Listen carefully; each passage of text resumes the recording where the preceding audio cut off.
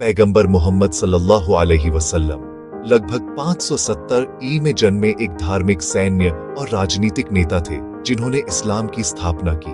वे अपनी ईमानदारी, करुणा, न्याय और विनम्रता के लिए जाने जाते थे और मुसलमान उन्हें ईश्वर से प्रेरित पैगंबर और ईश्वर के अंतिम दूत के रूप में देखते हैं। उनके जीवन में 40 वर्ष की आयु में पहला रहस्य उद्घाटन प्राप्त करना, 622 में मक्का से मदीना जाने के लिए मजबूर होना और 632 में, जो उनकी मृत्यु का वर्ष था, एक विदाई तीर्थ यात्रा का नेतृत्व करना शामिल था।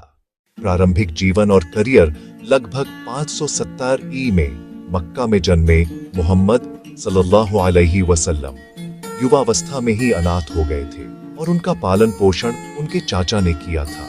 वह एक व्यापारी के रूप में काम करते थे और अपनी विश्वसनीयता के लिए जाने जाते थे, जिसके कारण उन्हें अल अमीन, विश्वसनीय, उपनाम मिला। 585 में उन्होंने एक धनी विधवा खदीजा से विवाह किया। 610 में 40 वर्ष की आयु में माउंट हीरा की एक गुफा में ध्यान करते समय उन्हें देवदूत गैब्रियल के माध्यम से ईश्वर से पहला रहस्योद्घाटन प्राप्त हुआ। नेतृत्व और शिक्षाएं उन्होंने एकेश्वरवाद का संदेश देना शुरू किया, जिसके कारण उनके कबीले ने उनका विरोध किया और अंततः उन्हें 622 में मक्का से मदीना भागने पर मजबूर होना पड़ा। इस यात्रा को हिजरा के नाम से जाना जाता है। मदीना में उन्होंने एक समुदाय की स्थापना की और उसका नेतृत्व करते रहे। उन्होंने और उनके अनुयायियों ने 625 और 627 में मक्का पर हुए हमलों को विफल किया।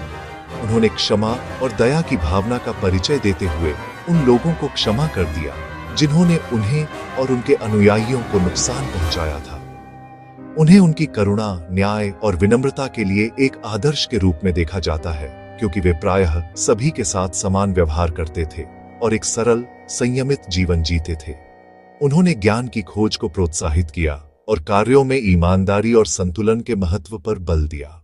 बाद का जीवन और विरासत वह मक्का लौट आया और 628 में शहर के साथ एक समझौता किया, जिसके बाद शहर अंततः उसके नेतृत्व में आ गया। 632 में उन्होंने विदाई तीर्थ यात्रा का नेतृत्व किया, जिससे वार्षिक हज की मिसाल कायम हुई। 8 जून 632 को मदीना में उनकी मृत्यु हो गई।